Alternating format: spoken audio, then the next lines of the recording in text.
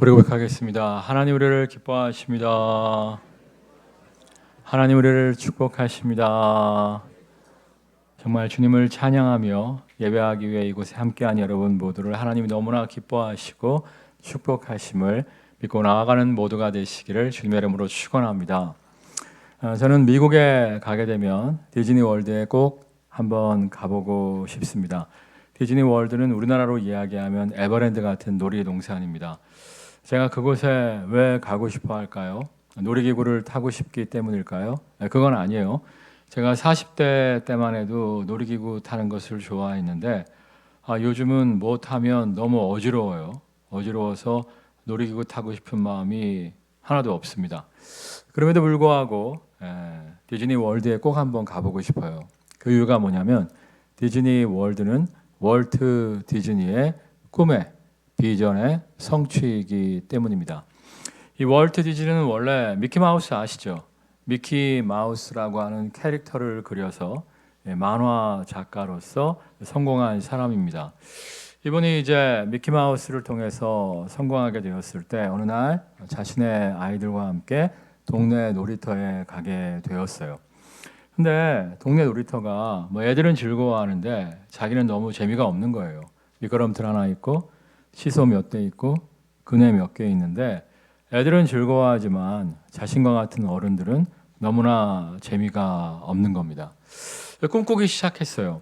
아이들만이 아니라 부모들도 온 가족이 즐거워하는 놀이동산을 만들면 어떨까 해서 만든 게 디즈니랜드예요. 디즈니랜드. 미국 최초로 놀이동산이 만들어졌기 때문에 미국 전역에서 평일에도 사람들이 엄청나게 몰려왔습니다. 그러다 보니까 놀이기구 하나 타려면 1시간, 2시간을 기다려야 되는 거예요. 그래서 엄마, 아빠와 함께 아이들이 왔다면 아빠가 여기서 기다리고 엄마가 저기서 기다리고 애들은 왔다 갔다 하고 또다시 아이들만 즐겁고 엄마, 아빠는 줄 서서 기다리는 지루한 장소가 된 것입니다. 안 되겠다 싶어갖고 디즈니랜드보다 10배 이상 큰 디즈니 월드를 꿈꿉니다. 그리고 디즈니 월드가 완공되기 2년 6개월 전에 노안으로 사망하게 됩니다. 완공식 날이 되어서 이제 사람들이 막 축하 파티를 열었겠죠. 그날 이제 월트 디즈니의 아내가 남편을 대신해서 감사 인사를 맡게 되었어요. 그분이 앞에 나와서 무슨 얘기를 했냐면 많은 분들이 저에게 안타깝다, 아쉽다, 남편이 살아서 완공된 디즈니 월드를 보았다면 정말 좋았을 텐데 아쉽습니다. 이런 위로의 말을 해주었다는 거예요. 근데 아니라는 거예요. 자신의 남편 월트 디즈니는 이미 디즈니 월드의 완공을 보았다는 거예요. 그 사람들 눈빛이 이상해지죠. 지금 무슨 소리 하는 거야? 돌아가신 지가 2년 6개월이 넘었는데 어떻게 완공을 볼 수 있어? 그분이 무슨 얘기를 했냐면 그 아내가 무슨 얘기를 했냐면 우리 남편은 이 땅 위에 아무것도 없을 때부터 믿음의 눈을 열어 디즈니 월드를 바라보고 그것을 설계하고 그것을 계획하고 그것을 착공했습니다. 우리 남편은 허벌판에 디즈니 월드가 세워지기 전에 이미 완성된 디즈니 월드를 보았습니다. 라고 얘기했다는 거예요. 성경은 이것을 뭐라고 이야기하냐면 따라하겠습니다. 바라봄의 법칙. 아직 아무것도 없지만 믿음의 눈을 열어서 먼저 바라보고 믿고 나아가는 것을 바라봄의 법칙이라고 이야기해요. 예를 들면 다윗이 하나님의 성전, 예루살렘 성전을 짓기를 너무나 사모하지 않았습니까? 근데 사실 다윗은 준비만 하고 예루살렘 성전을 착공하고 완공한 것은 누구였죠? 그의 아들 솔로몬이었어요. 지혜의 왕 솔로몬이었는데 이 예루살렘 성전의 설계도를 누가 그렸을까요? 지혜의 왕 솔로몬이 그렸을까요? 그렇지 않죠. 성경을 읽어보신 분들은 알겠지만 다윗이 먼저 기도 가운데 예루살렘 성전에 꿈을 꾸었습니다. 꿈을 꾸고 비전을 보고 다윗 왕이 설계도를 그렸어요. 다윗 왕이 설계도를 그렸기 때문에 어떠한 재료들이 얼마만큼 필요할지를 정확하게 예측하고 그가 모든 준비를 예루살렘 성전을 짓는데 모든 필요를 완벽하게 예비해 주었습니다. 사실 솔로몬은 아버지가 그린 설계도대로 아버지가 마련해 놓은 여러 가지 재료들을 가지고 조립만 한 거예요. 조립만. 그러니까 솔로몬이 완공시켰지만 먼저 보고 설계도를 그린 사람은 아버지 다윗이었습니다. 예수님도 마찬가지예요. 갈릴리 호수에서 물고기 잡는 어부들, 다 그런 건 아니겠지만 대부분의 어부들은 좀 무식하고 당시에는 투박했어요. 그들에게 뭐라고 말씀하십니까? 너희는 사람 낚는 어부가 될 것이다 말씀하셨어요. 정말 투박한 어부들이, 투박한 말투를 사용하는 무식한 어부들이 사람들을 설득해서 예수님께로 인도한다는 것은 쉽지 않아요. 근데 그들에게 너희는 사람 낚는 어부가 될 거야. 그들이 사람 낚는 어부가 되리라는 비전, 꿈, 환상을 보시고 그들에게 믿음으로 선포할 때 그들이 결국 사람 낚는 어부의 사명을 감당하게 되는 것을 볼 수가 있어요. 우리 참고구절 말씀 보겠습니다. 믿음은 바라는 것들의 실상이요 보이지 않는 것들의 증거니 선진들이 이로써 증거를 얻었느니라. 여기 보면 믿음은 바라는 것들의 실상이요 보이지 않는 것들의 증거래요. 아직 실체가 없어요. 실상이 없어요. 아직 착공식도 하지 않았어요. 믿음으로 바라보는 거예요. 믿음으로 바라보면서 믿고 나아갈 때 그것이 실체로 실상으로 구현되어지는 것을 목도할 수 있다는 거예요. 사실 저는요, 이 바라봄의 법칙에 대한 설교를 초등학교 시절에 우연히 어른 예배에 참석했다가 듣게 되었습니다. 그래서 어린 시절부터 바라봄의 법칙을 사용했어요. 예를 들면 제가 운동을 엄청나게 못했는데 골을 한번 넣어보는 게 제 꿈이었어요. 제가 정말 평생 아이들하고 축구하면서 넣어본 골의 수가 하나밖에 없습니다. 좀 놀래보세요. 제가 남자예요. 어렸을 때부터 볼을 골목에서 얼마나 많이 찾겠어요. 근데 성공시킨 골이 하나밖에 없어요. 아직도 그날이 생생해요. 한 번밖에 없으니까. 내가 꿈꾸었어요. 기도했어요. 하나님, 내가 골을 넣게 될 줄 믿습니다. 그리고 상상하고 바라보고 막 그랬는데 그날은 정말 생생해요. 드리블을 하는데 갑자기 이놈이 자빠지고 저놈이 부딪히면서 앞에 아무도 없어진 거야. 그 앞에서 툭 쳤는데 들어갔어요. 내가 그때 정말 그 바람의 법칙을 경험하고 그때부터 언제나 꿈꾸며 기도하기 시작했습니다. 대학 입시도 마찬가지였어요. 고등학교 때 캠퍼스를 거니는 저의 모습을 상상했어요. 두꺼운 책을 딱 들고 캠퍼스를 거닐고 도서관에 들어가서 수많은 책들 가운데 내가 읽고 싶은 책을 뽑아서 읽고 있는 장면, 또 캠퍼스에서 연애를 하는 장면도 꿈꾸었는데 그건 성취가 안 됐어요. 무지 아쉬움이 있는데 하여튼 저는 언제나 먼저 기도하면서 바라보고 꿈꿉니다. 이 성전도 마찬가지예요. 허벌판에 딱 와갖고 정말 저는 허벌판이었지만 아직 설계도도 그리지 않았습니다만 이 허벌판 위에 하나님의 성전이 완공되어 있는 것을 바라보았습니다. 그럴 때 하나님께서 그것이 실상으로 실체로 다가오는 것을 보게 하셨죠. 요즘도 마찬가지예요. 요즘 정말 우리 예배가 가득 차고 넘치며 성도들이 찬양 가운데 하나님의 은혜를 경험하고 기도 가운데 하나님의 은혜를 경험하고 말씀 가운데 뜨거움을 경험하는 정말 예배 가운데 하나님의 은혜를 충만히 경험함으로 말미암아 영과 혼과 육이 회복되어짐으로 말미암아 기쁘고 즐겁고 좋아서 돌아가는 모습을 제가 꿈꾸며 기도하곤 합니다.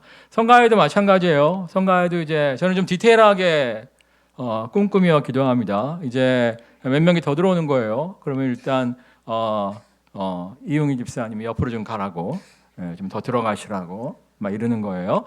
그런 장면. 또 옆줄까지 이렇게 앉아갖고 우리 지휘자님이 어디에 앉아야 되나 이런 고민도 좀 해보고 그런 것을 구체적으로 그리면서 기도해요. 기도가 재밌어요. 기도가 재밌고요.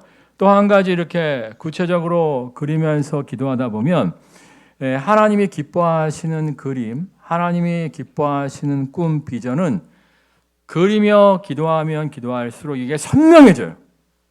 명확해져요. 근데 내가 이제 나의 야망, 나의 욕심의 그림을 그리면서 기도하잖아요. 그럼 그날은 진짜 선명해져 보였는데 다음 날은 이게 흩어져요. 기억이 안 나요. 선명하지가 않아요. 그러니까 여러분들이 그냥 그리면서 기도하는 것이 아니라 마음의 눈을 떠서, 그러니까 공상하는 거죠. 공상. 상상하는 거죠. 상상. 이게 나쁜 게 아니라니까. 성경에 보면 요셉의 별명이 뭐예요? 보라, 꿈꾸는 자가 오는도다. 이야기하지 않습니까? 요셉은 꿈꾸는 자였어요. 꿈꾸는 자. 여러분 정말 꿈을 꾸고 기도하시는데 하나님이 기뻐하시는 꿈이면 그 꿈이 기도하면 기도할수록 어떻게 된다? 선명해진다. 선명해진다. 제가 이제 저희 집이 손이 귀하잖아요. 손이 귀해갖고 언제나 이제 아쉬움이 있는데 제가 이제 환갑이 됐을 때 한 8년 남았나? 9년 남았나? 헷갈리는데 제가 환갑이 됐을 때도 꿈꾸고 기도해요. 환갑이 됐을 때 환갑잔치는 안 할 겁니다. 요즘 환갑잔치 하면 다 손가락질 하니까 우리 가족끼리 모여서 이제 생일 축하 파티를 할 것이 아니겠습니까? 그때 이제 우리 큰 딸이 사위를 데리고 오는 거예요. 그리고 이제 애들을 데리고 오는 거예요. 애들을. 그리고 우리 둘째는 결혼을 늦게 한다고 하니까 그때 결혼은 안 했을 것 같고 남자친구를 데리고 오는 거죠. 그래갖고 이제 식탁에서 웃고 떠들면서 식사를 하고 같이 기념사진을 찍는 장면을 제가 상상하면서 기도해요. 근데 얼마 전에 기도하는데 손주들이 내 상상 속의 손주들이 할아버지! 그런 음성이 막 들리는 것 같더라고요. 정말이에요. 하나님이 기뻐하시는 소원들은 정말 그것이 생생하게 다가오는 것을 느끼게 됩니다. 물론 하나님께서 흩어버린 소원도 있어요. 제가 이제 어렸을 때 이렇게 아버지 서재를 보다 보니까 그 책이 있었어요. 나는 빨간 퍽스바겐을 원합니다. 그 책이었는데 I want red Volkswagen이라고 하는 책이었어요. 되게 얇은 책이었는데 한글 제목도 있고 밑에 영어 제목도 있었는데 그 정도는 중학생도 읽을 수 있잖아요. 너무 존경스러운 눈으로 보지 마시고요. 그 책을 읽었어요. 되게 짧은 내용이었기 때문에 그 책은 이제 목사님이 쓰신 책은 아니고 자기계발서였어요. 자기계발서. 그래서 내가 빨간 폭스바겐을 원합니다. 그리고 이제 열심히 노력했더니 빨간 폭스바겐을 사게 되었다는 내용이었는데 아주 그래서 그 당시에 이제 그랜저를 꿈꿨어요. 그때 이제 성공의 상징 그랜저 이런 이제 광고가 있었기 때문에 중학생 때 하나님 제가 이제 그때는 목사를 할 줄 몰랐죠. 내가 나중에 위대한 사업가가 돼갖고 그랜저를 몰고 싶습니다 하고 기도했는데 아직까지 뭐. 그러니까 하나님이 기뻐하시지 않는 소원은 흩어져요. 근데 하나님이 기뻐하시는 소원은 기도하면 기도할수록 그것이 선명해지는 것을 볼 수가 있습니다. 그럼 여러분 기도하면서 그림을 그리세요. 기도하면서 상상하세요. 기도하면서 꿈꾸세요. 그러면 하나님의 꿈일수록 하나님께서 선명하게 우리에게 역사하여 주실 줄 믿습니다. 우리 33절 말씀 보겠습니다. 33절. 후일에 외삼촌께서 오셔서 내 품삯을 조사하실 때에 나의 공의가 내 대답이 되리이다. 내게 혹시 염소 중 아롱지지 아니한 것이나 점이 없는 것이나 양 중에 검지 아니한 것이 있거든 다 도둑질한 것으로 인정하소서. 이제 원래 라헬 때문에 7년을 일하려고 했는데 장인어른이 된 라반이 속여갖고 14년을 일하게 되죠. 14년을 일한 후에 아내는 얻었지만 빈털털이었어요. 집으로 가야겠다 싶은데 장인이 잡는 거예요. 야, 너 빈털터리로 돌아가서는 되겠냐. 품삯을 줄 테니까 돈 좀 챙겨갖고 모아갖고 집으로 돌아가라. 뭐 맞는 얘기죠. 그래서 이제 품삯을 서로가 흥정하게 되는데 야곱이 뭘 요구했냐면 양이나 염소 중에서 알록달록한 것이나 점 있는 것이나 뭐 검은 것이 있다면 내 품삯으로 인정해 주십시오라고 이야기를 한 거예요. 근데 여러분 정말 그 양들이나 염소를 보면 20-30마리에 한 마리꼴로 얼룩덜룩한 거나 점이 있는 것이나 검은 것이 태어나지 대부분은 단색이에요, 단색. 우리가 이제 가끔씩 이제 흑염소 개소주탕을 좋아하시는 분들이 있는데 그분들이 이제 텔레비전 보면 흑염소들이 많이 있잖아요. 그거는 이제 흑염소 개소주를 기르기 위해서 기술적으로 그렇게 검은 염소들을 키우는 것이고 일반적으로 자연적으로 인공수정 안 하고 생산을 하게 되면 2, 3마리에 한두 마리 정도만 얼룩진 것, 검은 것, 점 있는 것이지 대부분 단색의 양이나 염소가 나온다는 거예요. 그러니까 라반 입장에서는 괜찮은 흥정이잖아요. 2, 30마리 정도에서 하나 주는 거는 썩 괜찮은 흥정이니까 그렇게 하겠다고 이야기를 합니다. 우리 35절, 36절 말씀 읽겠습니다. 그날에 그가 수염소 중 얼룩무늬 있는 것과 점 있는 것을 가리고 암염소 중 흰 바탕에 아롱진 것과 점 있는 것을 가리고 양 중에 검은 것들을 가려 자기 아들들의 손에 맡기고 자기와 야곱의 사이를 사흘 길이 뜨게 하였고 야곱은 라반의 남은 양떼를 치니라. 아예 정당한 보수를 달라고 했는데 그것도 아까워 갖고 얼룩진 것, 검은 것, 점 있는 양들을 자기 아들들한테 라반이 맡겨 갖고 사흘 길을 떨어뜨려 놔요. 그러니까 얼룩진 것, 점 있는 것, 검은 것들이 교미를 해야 그런 것들이 태어날 텐데 단색 양이나 염소만 남겨놓고 사흘 길을 떨어뜨려 놓아 버립니다. 여러분이 야곱이라면 이때 마음이 어떻겠을까요? 첫 번째, 분노에 휩쓸릴 수 있죠. 아니 7년 일하면 라헬 준다고 했는데 속여갖고 14년 거저 일하게 했으면 만족을 해야지. 아니 어떻게 내가 이렇게 열심히 일했는데 양 한 마리도 건지지 못하게끔 이게 뭐 하는 짓입니까? 술 엄청 먹고 가서 다 때려부술 수 있었을 것 같아요. 두 번째는 낙심할 수 있어요. 야, 심는 대로 거두게 하신다고 내가 아버지 속여먹고 형님을 속여먹었더니 나보다 더 엄청난 사기꾼 라반을 만남으로 말미암아 끝까지 속임을 당하는구나. 내가 정말 좋지 않은 것을 심었기 때문에 내 인생은 끝장났다. 내 인생은 끝없이 속임을 당하다가 망하는 인생이 될 거야. 절망에 빠질 수도 있었습니다. 아니면 그냥 다 때려치고 다 포기하고 다 귀찮다, 다 모르겠다 하고 그냥 고향 땅으로 빈털터리 신세로 돌아갈 수도 있었어요. 야곱은 어떻게 합니까? 37절 말씀 읽겠습니다. 야곱이 버드나무와 살구나무와 신풍나무의 푸른 가지를 가져다가 그것들의 껍질을 벗겨 흰 무늬를 내고 나뭇가지를 가져다가 듬성듬성 벗긴 거예요. 그러니까 이제 얼룩덜룩한 무늬가 된 거죠. 그걸 어떻게 하냐면 41절 읽겠습니다. 튼튼한 양이 새끼 뵐 때에는 야곱이 개천에다가 양떼 눈앞에 그 가지를 두어 양이 그 가지 곁에서 새끼를 베게 하고. 그러니까 양들에게 바라봄의 법칙을 사용한 거예요. 그러니까 얼룩덜룩한 양들이 교미해야 되는데 얼룩덜룩한 양이 없으니까 나뭇가지를 얼룩덜룩하게 만들어서 양들이 교미하는 장소에다가 놔둔 겁니다. 그러니까 양들이 교미하면서 그 모습을 보고 교미할 때에 얼룩덜룩한 양들이 태어나게끔 한 것이죠.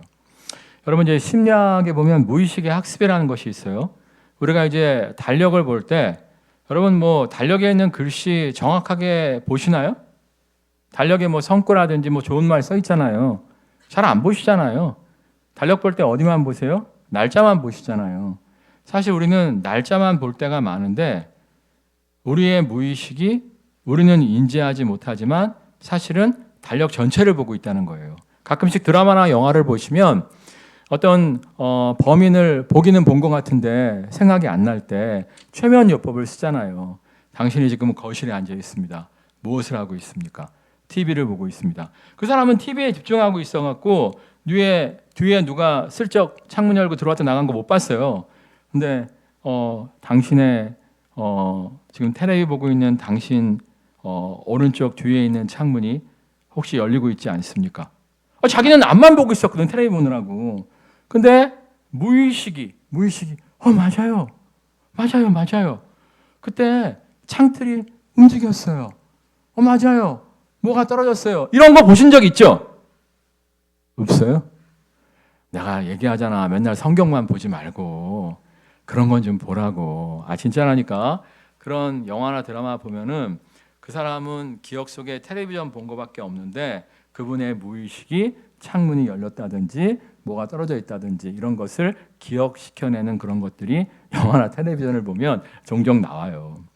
아무튼 우리는 달력을 볼 때 그냥 날짜만 보는 경우가 많지만 우리의 무의식은 달력의 그림이나 달력의 글자들을 본다는 거예요. 그래서 달력의 그림이나 글자가 굉장히 우울한 내용이나 어두운 그림이라면 그 달력을 집에 걸어두고 자기도 모르게 보면 볼수록 마음이 어두워지고 마음이 우울해지게 된다는 거예요. 반대로 이제 희망적인 그림, 힘을 주는 그림, 힘을 주는 글씨 같은 것들이 써 있으면 자기는 달력밖에 기억이 안 나지만 그의 무의식이 그런 좋은 그림이나 그런 성구들, 글들을 보면서 희망과 용기를 찾게 된다는 거예요.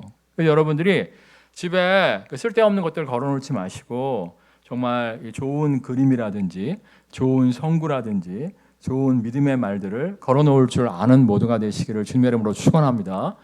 그래서 이제 제 그 사무실 책상 왼쪽에 보면 좋은 성구들이 용기를 주는 성구들이 많이 이렇게 붙어 있어요. 뿐만 아니라 이제 우리나라 지도도 붙어 있고요. 왜냐하면 이제 북한까지 복음을 전해야 되니까 또 문에는 세계 지도도 걸려 있어요. 자꾸 이제 그걸 보면서 믿음의 꿈을 꾸곤 하는데 얼마 전에 제가 이제 극동방송 이사장님하고 사장님을 잠깐 불러서 10명의 목회자들과 함께 이제 미팅을 잠깐 가졌었죠. 그래서 밥도 먹고 차도 마셨는데 김장한 목사님이 그때 다리를 엄청 떤다고 했었잖아요. 기억이 안 나시나? 하여튼 그분이 이제 88세 만으로 한국 나이로 90세인데 정정하세요. 정정하시는데 내 옆에 앉으셨는데 다리를 엄청나게 떨더라고. 내가 물어보니까 혈액순환에 좋아 이렇게 말씀하셨는데 어제 제가 우리 와이프가 나한테 기사를 보여주는데 진짜 다리를 사정없이 떨게 되면 혈류의 흐름이 좋아서 장수하게 된대요. 여러분 지금 사정없이 떠시기를 주님의 이름으로 축원합니다. 딴 얘기고 하여튼 뭐 그분들하고 한참 뭐 이렇게 얘기하다가 돌아올 때 그분들이 무슨 종이 백을 하나 주시더라고요.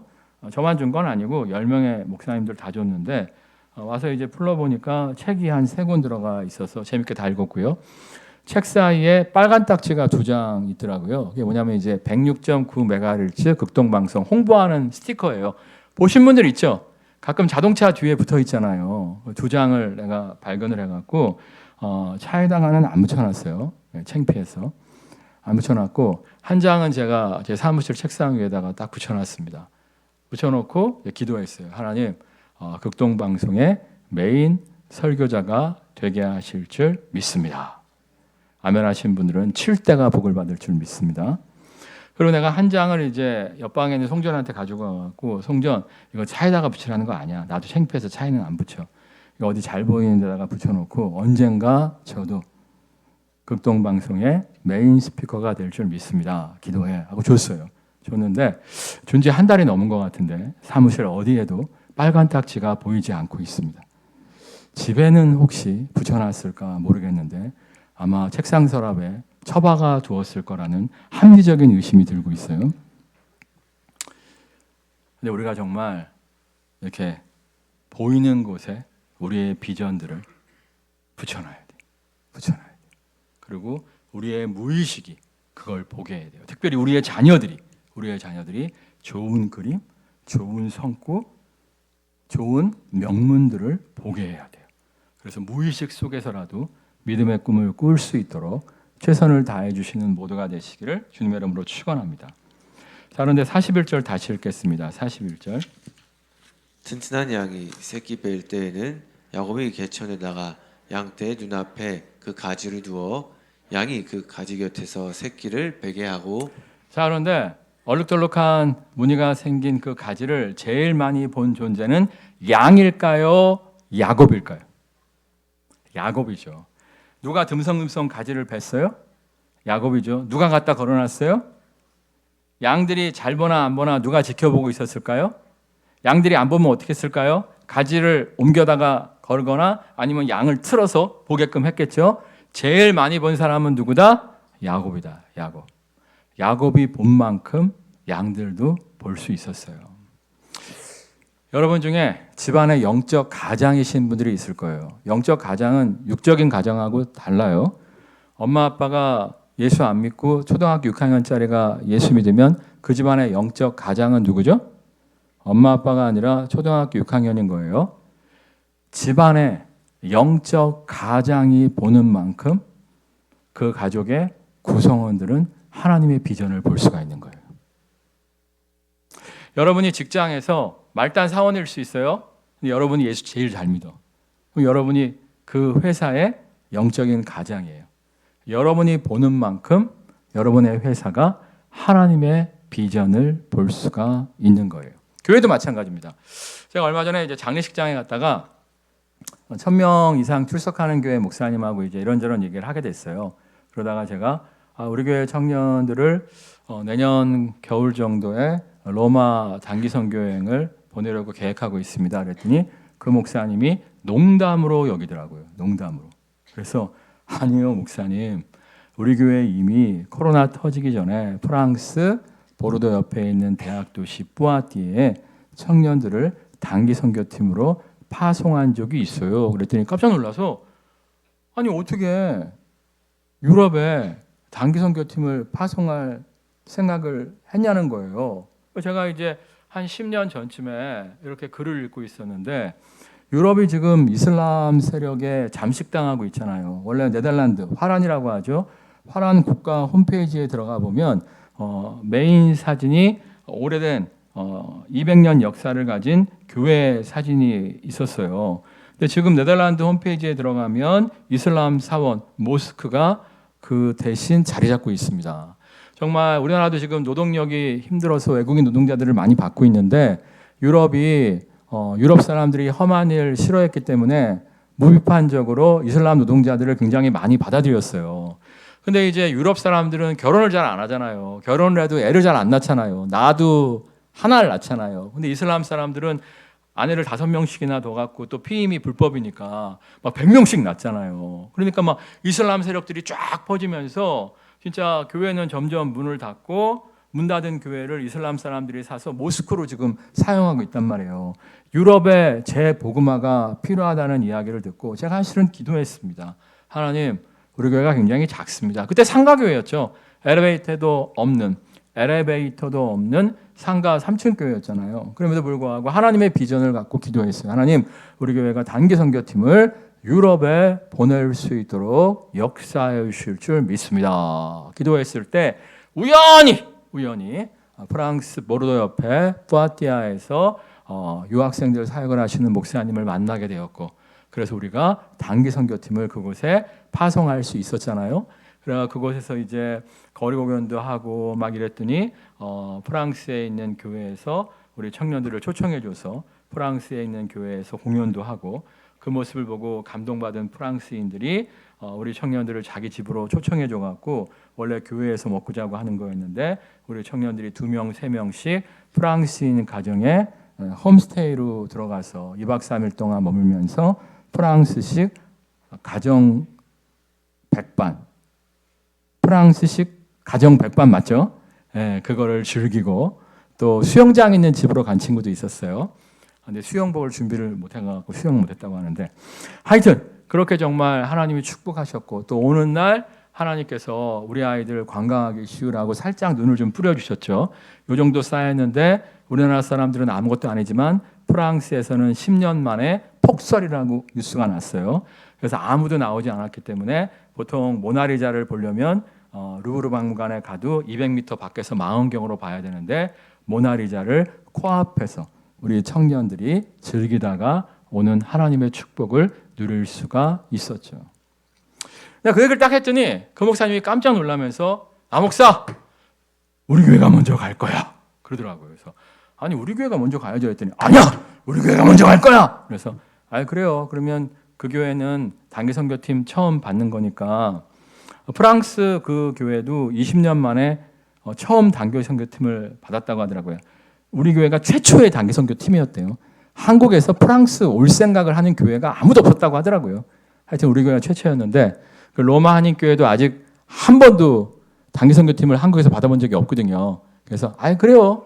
선배님 교회가 먼저 가세요. 선배님 교회가 먼저 가서 엄청 고생하시면서 길 닦아 놓으시면 우리가 편하게 갈게요. 그랬더니 이놈이 뭐 그러셨는데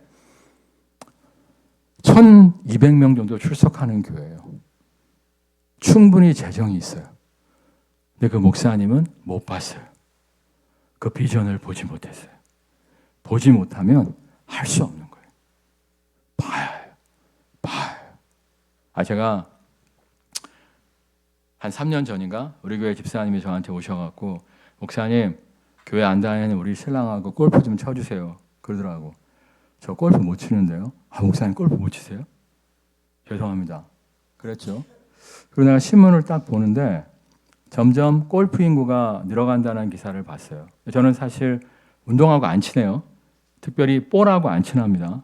내가 송전을 불렀어요. 송전, 앞으로 우리 교회 청년들도 골프를 많이 칠 거야. 스크린 골프 싸대. 제가 어떤 목사님이 나한테 골프 치라고 골프 이렇게 세트를 하나 선물을 했는데 내가 송전한테 그거를 줬어요. 네가 배워.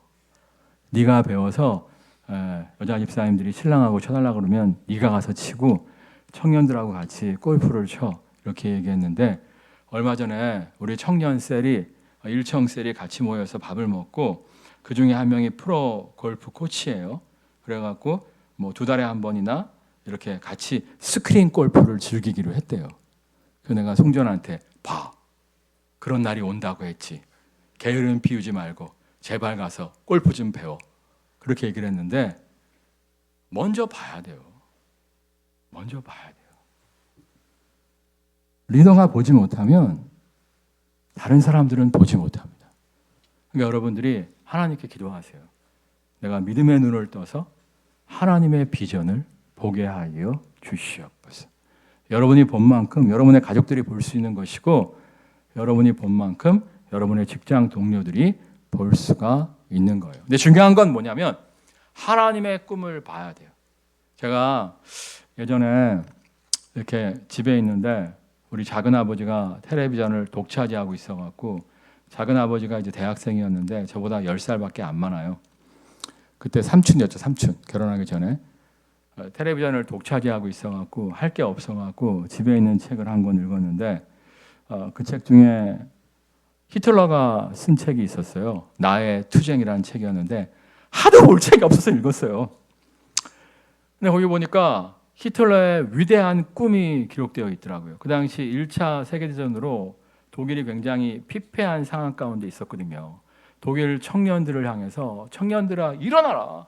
다시금 위대한 독일을 만들 수 있다. 히틀러가 굉장히 문장이 좋더라고요. 진짜 그림 언어를 사용하면서 우리가 다시금 일어날 것이고 아리아 민족의 영광을 드러낼 것이고 우리가 가는 곳마다 독일의 깃발이 휘날릴 것이고 읽는 사람으로 하여금 막 흥분을 시키는 막 이렇게 읽으면서 막 그 모습이 막 그려지는 그러니까 바라봄의 법칙을 히틀러도 굉장히 잘 사용한 거예요.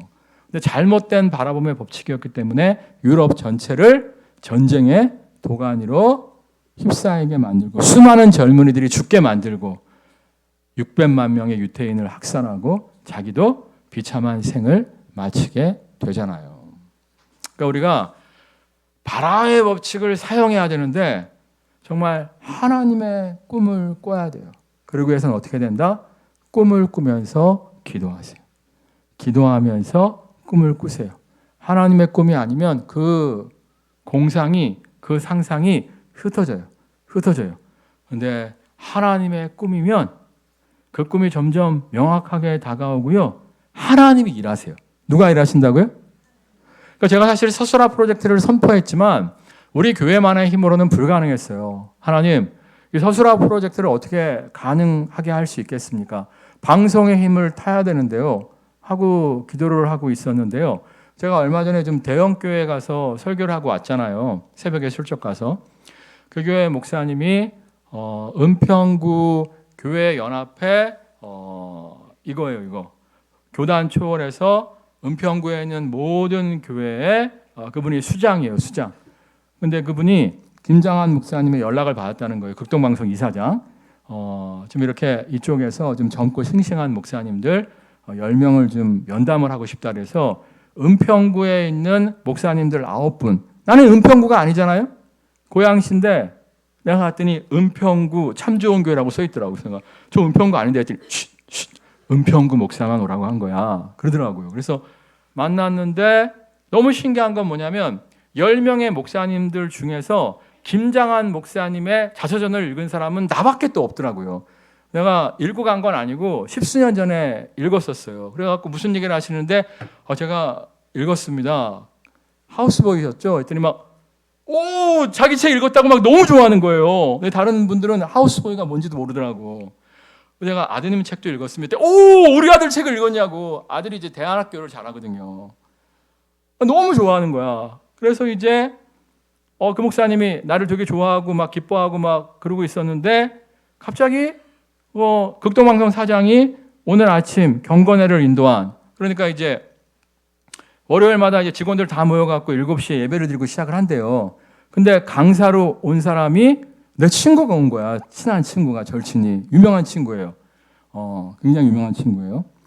근데 그 목사가 설교가 끝나서 목사님을 만나러 온답니다 하고 김장한 목사님한테 얘기를 하는 거예요. 근데 이제 그 이름이 내 친구 이름이에요. 그래서 내가 길동이요? 그랬더니 길동이 아세요? 그러는 거예요. 근데 절친인데요? 그랬더니 김장한 목사님이 그 친구를 좋아하신대요. 나 목사님 그 친구랑 동갑이에요? 왜냐하면 같이 서 있으면 내가 굉장히 젊어 보여요. 네, 그래갖고 그 친구가 왔어요. 와갖고 대원아 그러니까 거짓말이 아니잖아요. 다른 목사님들 다 가고 김장한 목사님, 거기 사장님, 그 친구 나 넷이 1시간 더 이야기했어요. 그러면서 이제 그분이 이제 극동방송의 비전을 얘기해 주시는데 우리가 서술하에 교실과 강당을 짓고 대안학교와 함께 교회를 하려고 한다. 그랬더니 그쪽에 송신기가 필요하다는 거예요. 송신기가. 그러면 강당 위에다가 우리가 송신기를 짓게끔 해주겠다. 그랬더니 그러냐?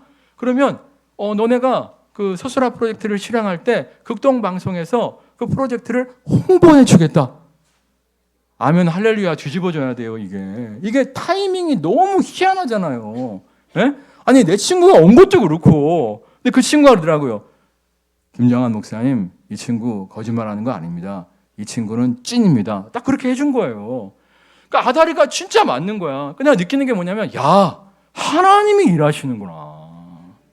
그러니까 우리가 세상의 영광을 추구하고 무엇을 먹을까 마실까 입을까 이거에만 집착하고 산다면 하나님의 일하심을 목도하기가 쉽지 않습니다. 물론 일용할 양식은 채워주시지만 하나님의 위대한 꿈을 꿀 수는 없어요. 여러분 정말 무엇을 먹을까 마실까 입을까 염려하지 말래요. 하나님이 다 챙겨주신대요. 아멘? 이거 믿고 하나님의 꿈을 좀 꾸세요. 여러분이 보는 만큼 여러분의 자녀들이 보는 거예요. 여러분이 보는 것만큼 여러분의 직장 동료들이 보는 거예요.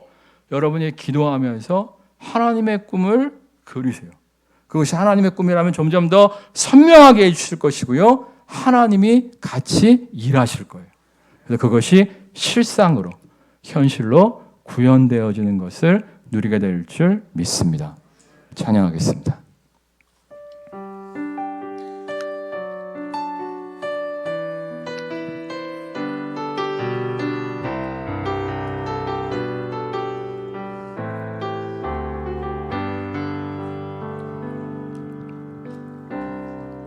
모든 상황 속에서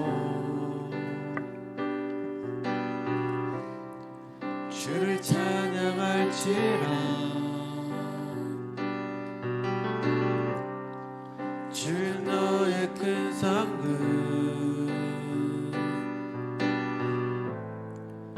큰 도움이시라.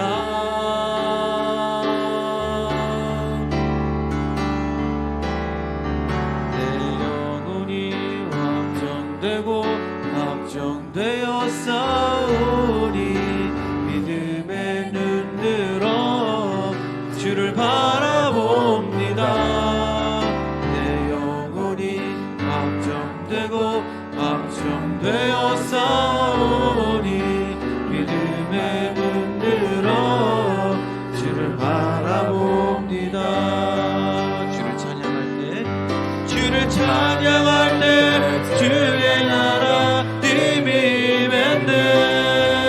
그 영원한 나라 보게 하소서.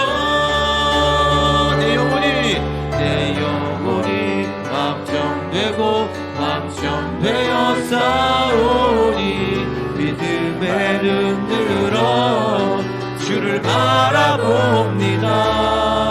내 영혼이 확정되고 확정되어 싸우니 믿음의 눈 들어 주를 바라봅니다. 믿음의 눈 들어 주를 바라봅니다. 믿음의 눈 들어 주를 바라봅니다. 기도하며 꿈꾸게 하옵소서. 기도하며 꿈을 꾸면 하나님이 기뻐하시는 꿈이라면 점점 더 그 그림이 선명해질 것입니다. 그리고 어느 날 그 그림이 실체로 실상으로 구현되어진 것을 보게 될 것입니다. 정말 기도하며 하나님의 꿈을 꾸게 하였소서. 그리고 또 한 가지 특별한 기도 제목이 있는데요. 수년 전 네팔에 인구 중 98%가 불교였던 네팔에 엄청난 지진이 나서 8,000명이 죽었어요. 그때 기독교 구호단체가 들어가서 선교 사업을 펼쳤는데 그 덕분에 지금 네팔에는 너무나 많은 교회들이 세워지고 있습니다. 너무나 많은 전도의 문이 열리고 있어요. 터키의 98%가 이슬람입니다. 터키의 정부가 굉장히 강력한 반기독교 정부였어요. 그런데 지금 전 세계에 구호단체가 들어가면서 기독교 단체가 들어가면서 터키에 문이 열리고 있습니다. 우리가 이미 오래전에 파송한 선교사님을 통해서 터키에 전도의 문이 열리게 하였소서. 정말 네팔에 놀라운 복음의 역사가 나타나는 것처럼 우리가 믿음의 눈을 열어서 하나님 왜 지진으로 이렇게 많은 사람을 죽게 하셨습니까? 하나님을 원망하는 것이 아니라 우리가 믿음의 눈을 열어서 이 지진을 통해서 수많은 사람들이 수십만 명이 예수께로 돌아오는 비전을 보게 하였소서. 우리 합심해서 기도하겠습니다. 하나님과 사랑과 충만하신 주님 역사하여 주셔서 우리가 믿음의 눈을 열어서 정말 하나님의 비전을 보게 하였소서. 우리가 믿음의 눈을 열어서 하나님의 비전을 보게 하였소서. 사랑과 충만하신 주님 믿음의 눈을 열어서 하나님의 비전을 보게 하였소서. 우리가 믿음의 눈을 열어서 하나님의 비전을 보게 하였소서. 기도하며 하나님의 비전을 보게 하였소서. 기도하며 하나님의 비전을 보게 하였소서.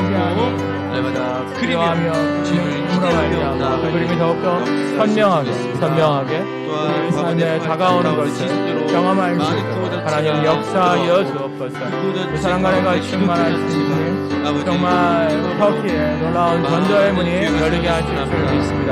터키에 놀라운 전도의 문이 열리게 하실 줄 믿습니다. 터키에 놀라운 전도의 문이 열리게 하실 줄 믿습니다. 성령 하나님 역사하여 주셔서 하나님 왜 이렇게 지진으로 많은 사람을 다치게 하셨습니까? 우리가 원망하는 것이 아니라 강력하여 선을 신 하나님의 위대한 비전을 보게 하여 주시옵소서. 하나님 우리가 기도하며 공상하게 하여 주옵소서. 기도하며 믿음의 그림을 그려가게 하여 주옵소서. 정말 하나님이 기뻐하시는 꿈이라면 점점 더 선명하게 그 그림이 그려지게 하실 줄 믿습니다. 그리고 언젠가 때가 되면 그 그림이 실상으로 실체로 우리의 삶에 구현되어지는 것을 누리게 하실 줄 믿습니다. 수년 전 네팔에서 8,000명이 죽었습니다. 그리고 지금 5만 명 이상이 예수님을 영접했습니다. 터키에서 얼마나 많은 사람이 죽을지 우리는 알 수 없습니다. 그러나 그 10배로 많은 영혼들이 예수께로 돌아오는 환상을, 비전을 우리가 바라보며 기도하게 하여 주옵소서. 지금 터키에 계신 김하인 선교사님, 절망과 낙심의 수렁에서 일어나 네팔을 구원하시는 하나님의 비전을 보게 하여 주옵소서.